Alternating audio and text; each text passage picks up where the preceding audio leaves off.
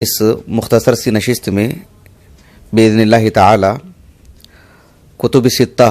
یہ جو اصطلاح ہے اس کا آغاز یعنی اس کی جو تاریخی حیثیت ہے اس سے متعلق گفتگو ہوگی انشاءاللہ۔ مجھے آج کی اس نشست میں دو اہم باتیں آپ کے سامنے رکھنی ہیں۔ اصل بات تو یہی ہے کہ کتب ستہ کی جو اصطلاح ہے اس کا وجود کب سے ہوا، یعنی اس کا آغاز اہل علم میں یہ اصطلاح کیسے شہرت پائی، کیسے معروف ہوئی، اور کتب ستہ یعنی جو 6 کتابیں ہیں اہم امہات الکتب، انہی 6 کتابوں کا انتخاب کیسے ہوا، کیوں کر ہوا، ایسے کیا خصوصیات، ایسے کیا مزایا ہیں، ایسی کیا اہم باتیں تھیں اس میں جو انہی 6 کتابوں کا انتخاب کیا گیا۔ لیکن اس اہم بات کو پیش کرنے سے پہلے ایک سرسری ہم جائزہ لیتے ہیں جو مختلف احادیث کی کتابیں ہیں، جیسے صحیح بخاری، صحیح مسلم، کتب ستہ ہے، مسند احمد ہے، امام شافعی رحمہ اللہ کی المسند ہے، تو السنن الکبریٰ امام بیہقی کی، مسند البزار امام طبرانی رحمہ اللہ کی المعاجم الثلاثہ، تو یہ سب جو دواوین السنہ ہیں اس کا ہم سرسری جائزہ لیتے ہیں، کیونکہ کتب ستہ کی جو اصطلاح ہے اس کو سمجھنے کے لیے یہ جو میں جائزہ آپ کے سامنے رکھ رہا ہوں ایک ہلکا پھلکا سا وہ جاننا ضروری ہے تاکہ اسی سے ہمارا تعلق ہے۔ اب دیکھیے کہ آپ علیہ الصلوۃ والسلام کی جو احادیث مبارکہ جو مدون کی گئی، جو لکھی گئی ہیں، جو کتابی شکل دی گئی ہیں، کتابت ملائی گئی ہیں، اس کو ہم ایک طرح سے یوں سمجھ سکتے ہیں کہ آپ علیہ الصلوۃ والسلام نے آغاز میں منع فرمایا تھا۔ میں ان سب باریکیوں میں نہیں جا رہا ہوں کیونکہ وہ میرا موضوع نہیں ہے، میں بس یہ بتانا چاہ رہا ہوں کہ آپ علیہ الصلوۃ والسلام نے منع کیا تھا آغاز میں، پھر اجازت دی آپ نے، اور جب آپ نے اجازت دی تو صحابہ نے لکھا، آپ علیہ الصلوۃ والسلام کے زمانے میں بھی لکھا اور اللہ کے رسول صلی اللہ علیہ وسلم کے انتقال کے بعد بھی صحابہ نے احادیث کو لکھے،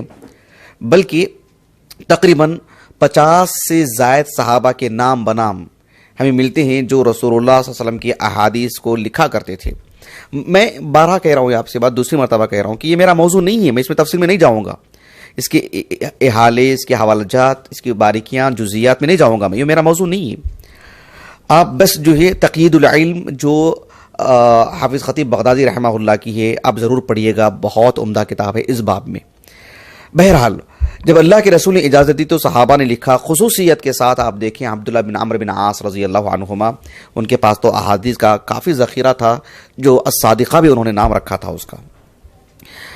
یہ تو ایک صحابہ رضی اللہ عنہ اجمعین کی زندگی سے متعلق بات ہے۔ آپ دیکھیں گے کہ پہلی صدی ہجری کا جو اختتام ہے اور دوسری صدی ہجری کا جو آغاز ہے، اس وقت تو تابعین نے اللہ کے رسول صلی اللہ علیہ وسلم کے صحابہ سے جو احادیث لکھ کر کے رکھے تھے اور پھر صحابہ کی بڑی تعداد جو پھیلی ہوئی تھی، انہی سے لیے ہوئے احادیث بھی بالکل ذخیرہ پھیلا ہوا تھا، تو اس کو یکجا کرنے کے لیے عمر ابن عبدالعزیز رحمہ اللہ، جو بیک وقت ایک عظیم یعنی بادشاہ بھی اور بیک وقت ایک عظیم عالم دین بھی، آپ نے خود اس کے لیے جو ہے تیاری کی اور کھڑے ہوئے اور اہل علم کو کھڑا کیا۔ محمد ابن مسلم ابن شہاب الزہری رحمہ اللہ کا بڑا اہم رول رہا ہے اس میں، اور خاص کر ابو بکر یعنی محمد ابن حزم رحمہ اللہ،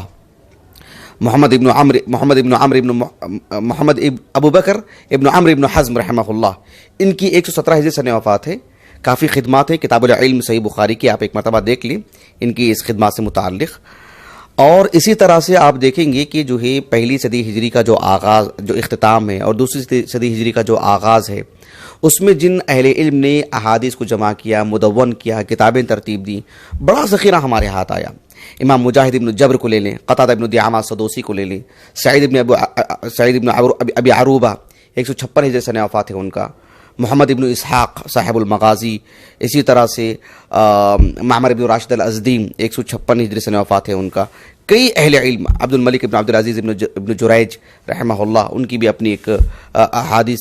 کی کتاب ترتیب دی ہوئی کتاب، ان کی بھی مصنفات، ایسی بڑی تعداد میں اہل علم، ابو عبداللہ مکحول رحمہ اللہ، تو یہ سب وہ علماء ہیں جنہوں نے مستقل کتابیں لکھی۔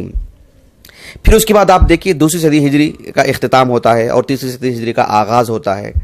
تب تو اہل علم کی اور بھی ایسی بڑی تعداد تھی جنہوں نے مستقل کتابیں لکھی۔ آپ دیکھیں امام شافعی رحمہ اللہ کو، ابو داؤد الطیالسی کو، امام احمد بن حنبل کو، اسحاق بن راہویہ کو، مسدد ابن مسرد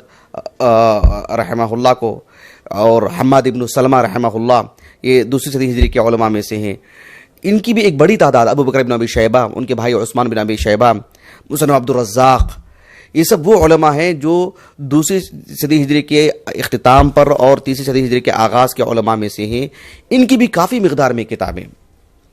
بڑی مقدار میں. جزیات کی اگر بات کرتے ہیں آپ، اجزاء کی اگر بات کرتے ہیں، امام وکی کو دیکھیں، عبداللہ بن مبارک کو دیکھیں، نعیم بن حماد کو دیکھیں. یہ ایسی کتابیں ہیں ان سب کی جو ہمارے پاس موجود ہیں، میرے پاس اپنے پاس موجود ہیں، اس لیے میں نے یہ نام آپ کے سامنے ذکر کی ہیں. تو یہ سب وہ علماء ہیں جو تیسری صدی ہجری کے آغاز میں کافی ان کی کتابیں آ گئیں.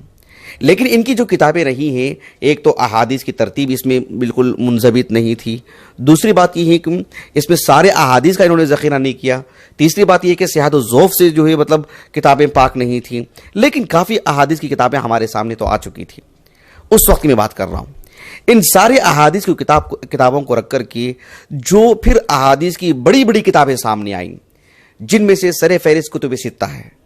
امام بخاری، امام مسلم، امام ابو داؤد، امام ابو عیسیٰ ترمذی، امام ابو عبد الرحمن النسائی، امام ابو داؤد، اور جو ہے امام ابن ماجہ رحمہ اللہ اجمعین. پھر ان کے پاس حافظ ابن خزیمہ، ان کے تلمیذ حافظ ابن حبان، پھر جو امام دارقطنی، امام دارمی ان سے پہلے کے، ان سب علماء کی کتابیں پھر انہی ساری کتابوں کو سامنے رکھ کر کے ہمارے پاس پہنچی ہیں. یہ ایک جائزہ میں آپ کے سامنے رکھ رہا ہوں تاکہ جو باتیں میں آپ کے سامنے آگے رکھنے جا رہا ہوں اس کو آپ اچھی طرح سمجھیں. جب یہ ساری احادیث کی کتابیں ہمارے پاس مدون ہو کر کے آئیں، آپ جانتے ہیں اس کی تعداد کتنی تھی؟ بہت بڑی تعداد. ہمارے پاس جو دواوین السنہ کی جو تعداد ہے، میں سمجھتا ہوں شاید 50 کے قریب ہمارے پاس پہنچی ہے، 50 آس پاس، اس سے کچھ شاید کچھ کم. لیکن شیخ ڈاکٹر ضیاء الرحمن العاظمی حفظہ اللہ، ان کی جو کتاب ہے الجامع الکامل فی الحدیث الصحیح الشامل، اس کے مقدمے میں تو انہوں نے لکھا ہے کہ یہ جو دواوین السنہ ہیں، ابن حجر رحمہ اللہ کی زندگی تک کی اگر تاریخ پڑھ کر کے دیکھتے ہیں تو انہوں نے کہا کہ میرے پاس جو موجود ہیں وہ تقریباً 350 انہوں نے لکھا ہے. اللہ اکبر، کتنی بڑی مقدار میں. اب جو احادیث کا جو ذخیرہ ہے اور دواوین السنہ کی جو اتنی بڑی تعداد ہے، ہم نے کافی محنت کر کے جو حاصل کی ہیں وہ تقریباً جو ہے آپ اندازہ لگائیے کہ ایک 50 ہمارے پاس ہیں، 50-60 کے آس پاس ہوں گے، اس سے زائد شاید نہیں ہوں گے. لیکن 350 کی اگر بات کرتے ہیں تو آپ اندازہ لگائیں کہ اس کے اندر تنوع کی میں بات کر رہا ہوں. مسانید ہیں، جوامع ہیں، اور سنن ہیں، اور جو ہے معاجم ہیں، طرح طرح کی جو احادیث کی کتابیں ہیں. تو یہ سب جب احادیث کی کتابیں سامنے آئیں تو ایک میں عامت الناس کی میں بات نہیں کر رہا ہوں، عامت الناس کی بات نہیں کر رہا ہوں، اہل علم کی بات کر رہا ہوں، اصحاب الحدیث کی میں بات کر رہا ہوں. ان کے لیے بھی ایک تکلیف دہ بات، پریشانی کی بات تھی، اور انتقاء اور انتخاب کرنے کی بات تھی کہ کیسے استفادہ کریں.